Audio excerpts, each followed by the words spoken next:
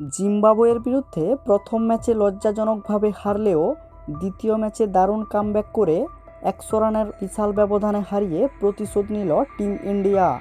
বীরেন্দ্র সেহবাগের মতো ধ্বংসাত্মক মেজাজে এদিন ব্যাটিং করতে দেখা যায় অভিষেক শর্মাকে।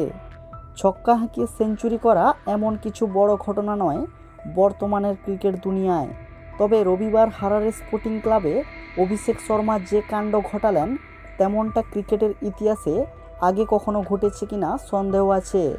ক্রিকেট ইতিহাসে অনেক রেকর্ড রয়েছে ঠিকই, তবে আন্তর্জাতিক ক্রিকেটে এমন ঘটনা আগে কখনো ঘটেনি, অর্থাৎ বিরল এক নজির গড়ল এদিন। অভিষেক শর্মা একসময় 43 বলে 82 রানে দাঁড়িয়েছিলেন। তিনি ইনিংসের 13তম ওভারে মাসাকাজ্জার বলে পরপর 3 ছক্কা হাঁকান এবং 46 বলে ব্যক্তিগত 100 রান পূর্ণ করেন। অর্থাৎ 82 থেকে 100-এ পৌঁছতে মোটে 3টি বল খরচ করেন তিনি। আন্তর্জাতিক টি-20 ক্রিকেটে ছক্কা হাঁকিয়ে সেঞ্চুরি করেছেন অনেকে, তবে পরপর 3 ছক্কা মেরে 100 রান পূর্ণ করা প্রথম ব্যাটসম্যান হিসাবে ইতিহাস গড়লেন অভিষেক শর্মা।